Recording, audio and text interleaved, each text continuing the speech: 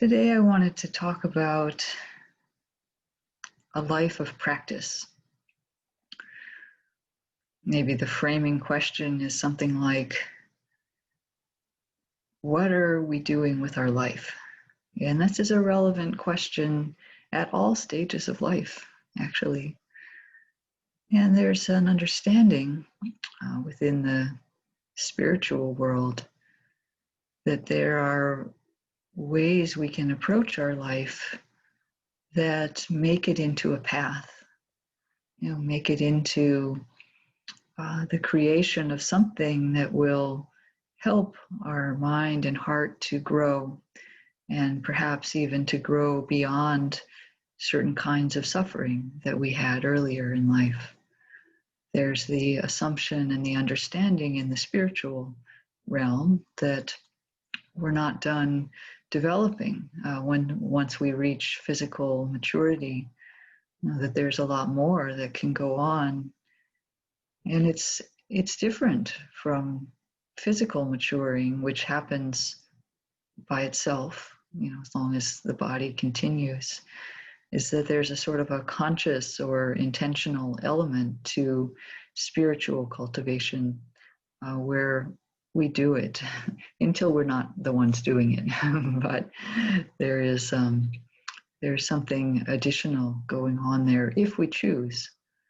And if we don't, it doesn't really happen.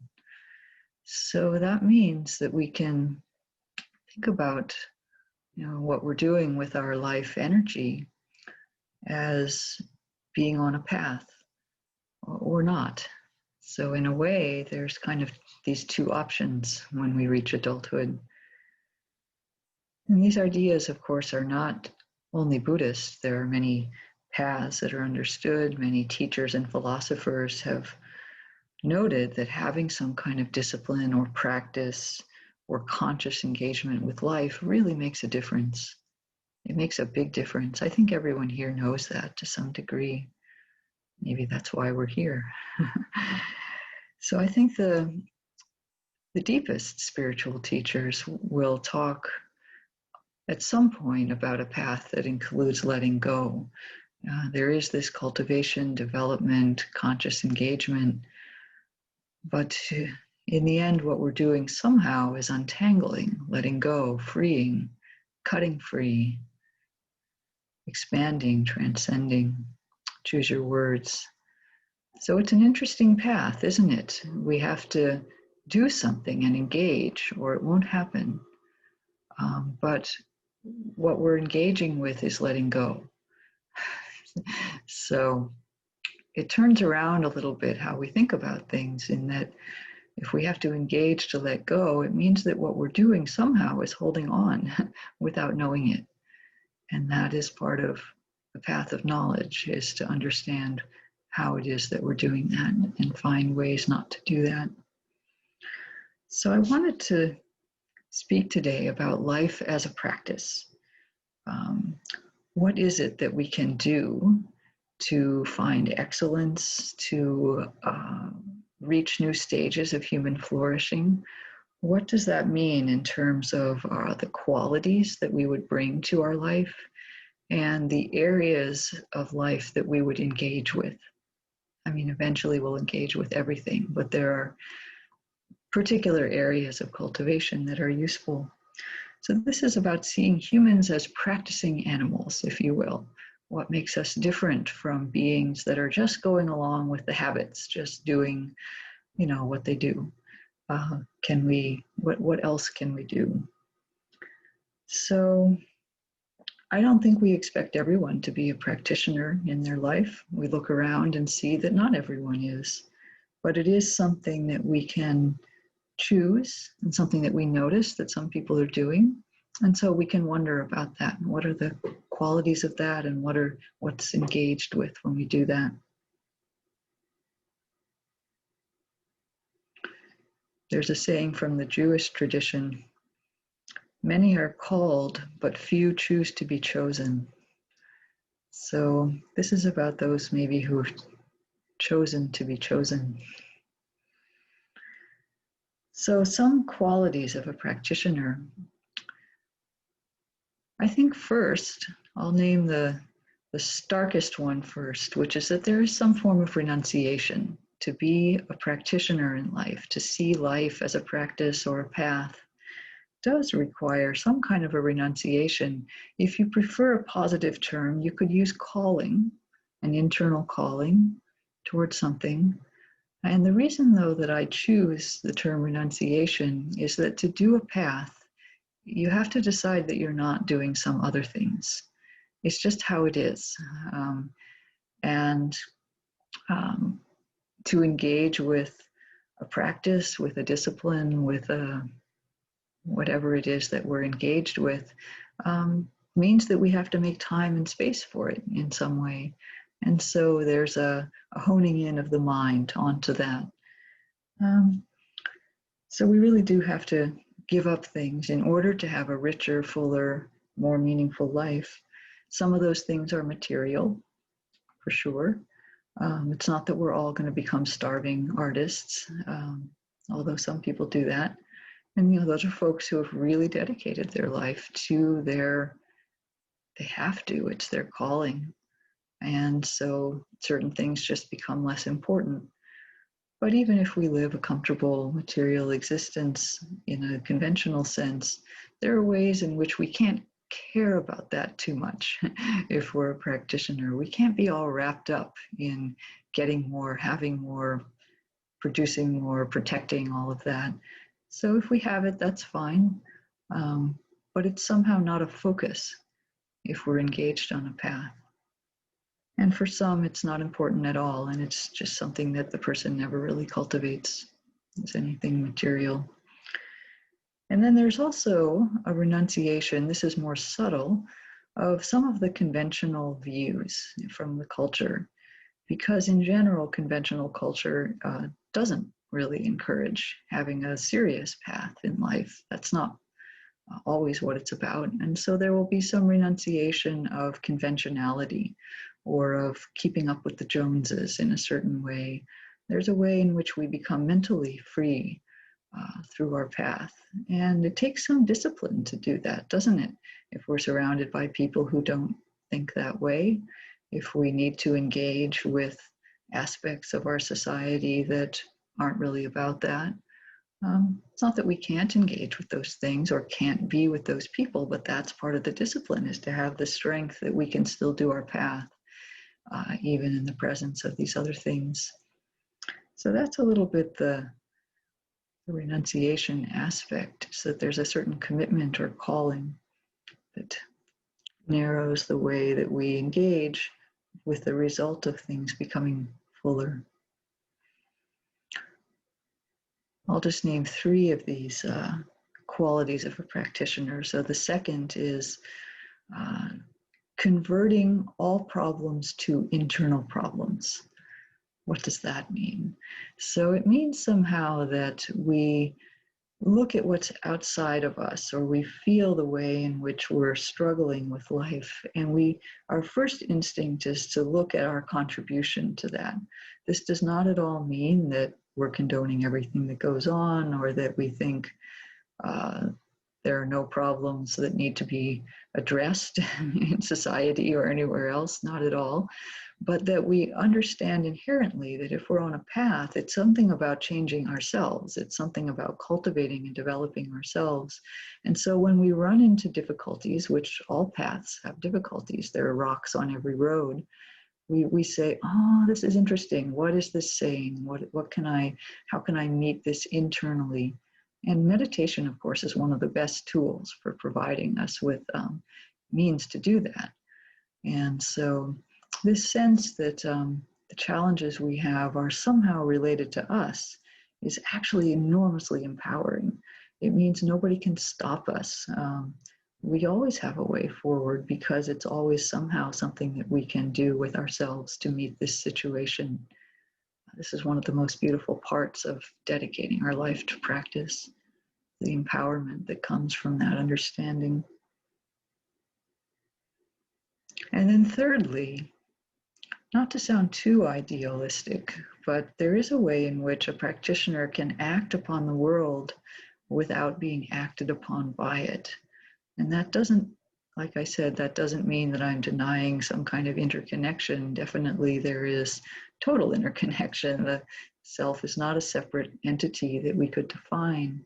But have you noticed that people who are very spiritually strong can enter into situations and meet them without being thrown off?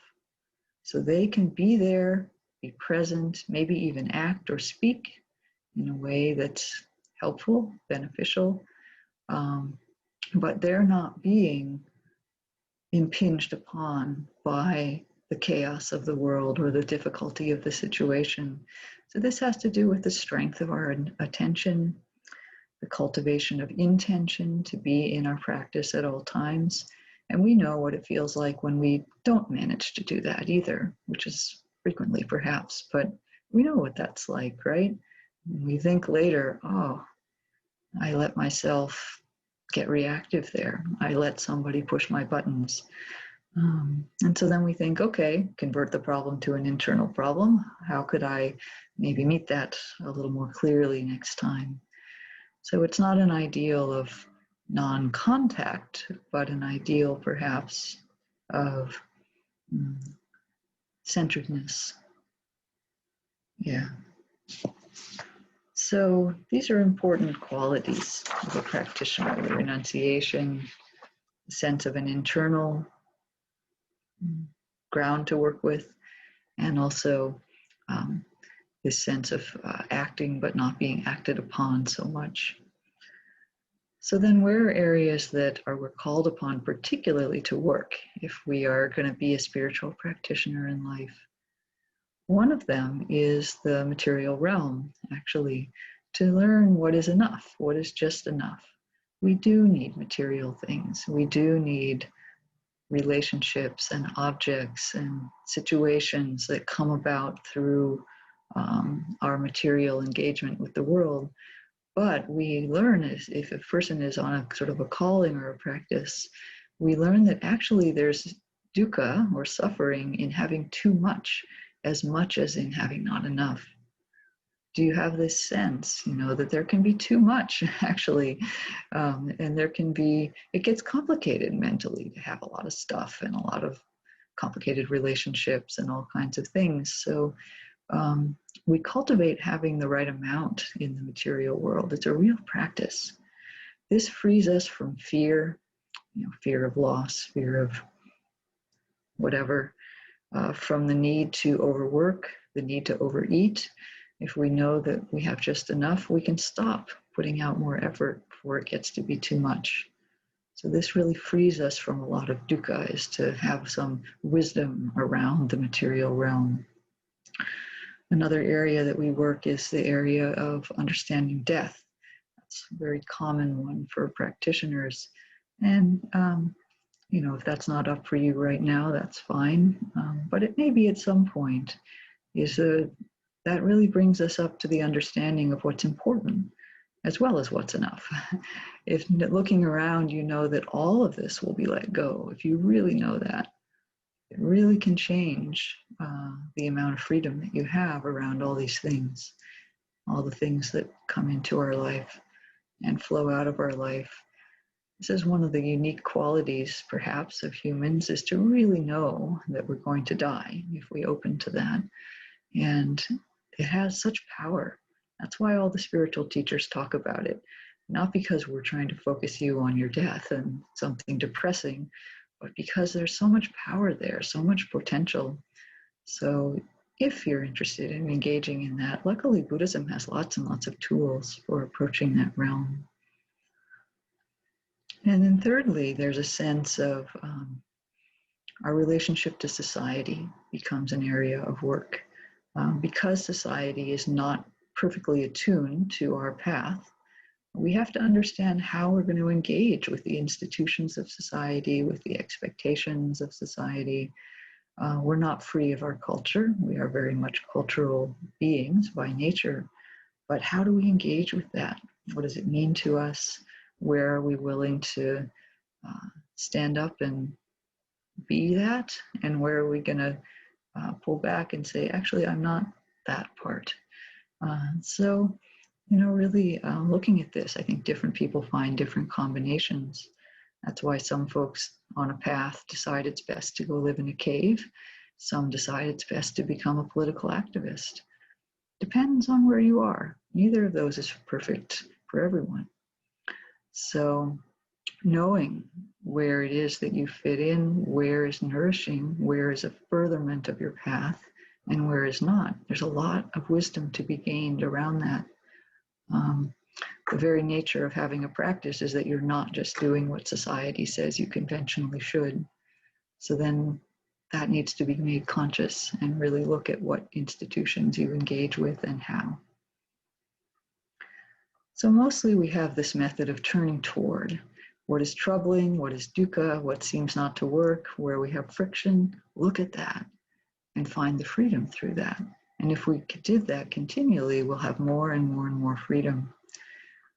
And amazingly, what we discover in that opening, that letting go, is softness, humility, love, all the things that we thought maybe we could find by grabbing at them, we actually find by letting go. It's so beautiful. And we become freed in the end from compulsion, from having to do things a certain way, from having to be certain things. From having to have a certain degree of health or wealth or love from others, all those things that are not so reliable, we become freed from the compulsion for them. And the result of that is various kinds of freedom. So we might express it as peace, as presence, as love. It'll be a little different for everyone. But it's so beautiful to be with others who have a practice, who are engaging with life as a path. We find real fullness through taking these areas of life and making them into something that's nutritious for us, if you will. We don't get a choice about having a body and a mind. We got born into that. How do we use them well? And to engage in that is, I think, one of the most beautiful things someone can do with a human life. And so I just like to honor that the degree to which all of us, any of us, are doing that is very beautiful, very worthy, and something that I hope you appreciate in yourself and others. Thank you so much.